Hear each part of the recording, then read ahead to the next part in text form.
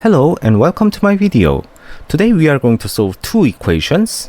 The first equation looks quite normal. X squared plus 2x minus 2 equals 0. So it is just a simple quadratic equation. But what if we switch 2 and x from the above equation? That is the second part. The equation then becomes 2 to the power of x plus x times 2 minus x equals 0. So how can we solve this equation? So first, the first equation. This one is too easy and I will not bother myself spending time with this one. By the quadratic formula, you can easily obtain x equals minus 1 plus minus square root of 3.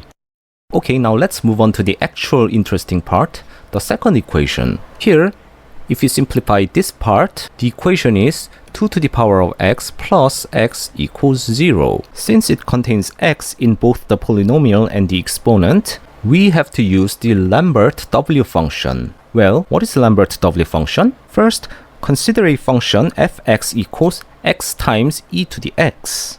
Then, its inverse is the function that satisfies this relation. And we denote this inverse as wx and call it Lambert W function. In other words, wx is a function that satisfies wx times e to the power of wx equals x.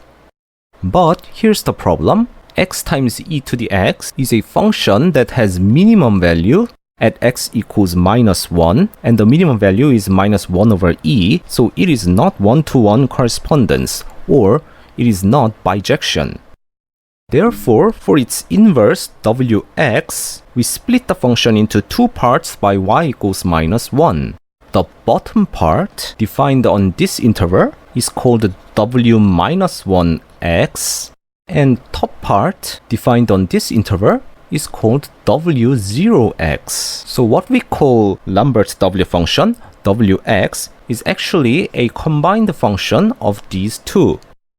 So now let's apply this function into our equation. Again, recall that for proper real number x within the domains that we've just discussed, wx times e to the wx equals x, meaning that this wx is defined as the value, the number that satisfies this equation. Which means that suppose we have an equality like u times e to the power of u equals c for some constant c. This means that u, the number that satisfies this relation, is the value of the Lambert W function at x equals c, which can be written like this. And this is the basic of using Lambert W function to solve equations. Now, in order to use this property, we have to convert this equation into this form. U e to the power of u equals some constant. So the equation is power of x plus x equals 0. And from here,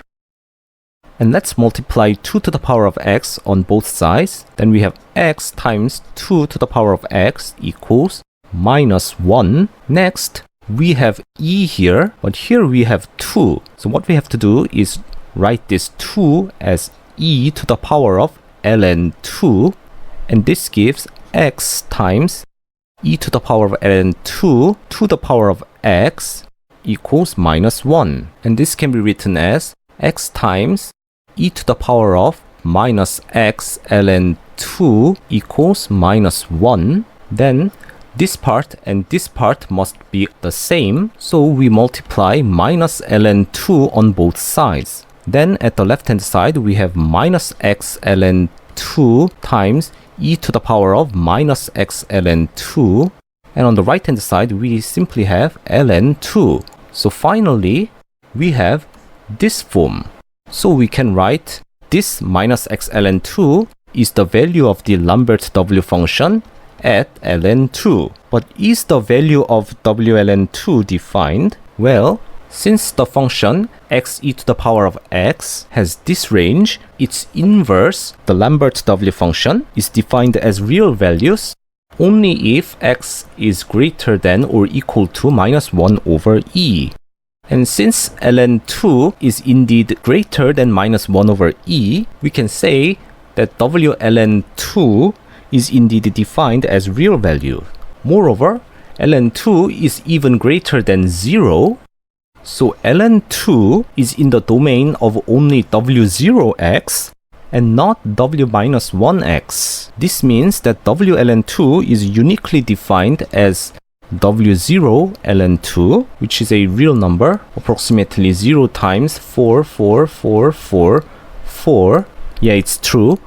So x can be obtained by dividing this term with minus ln2. So we have minus w ln2 over ln2. And this is the exact expression for the root, which has this approximate value. And that's all for this video. Thank you for watching, and I will see you in another video.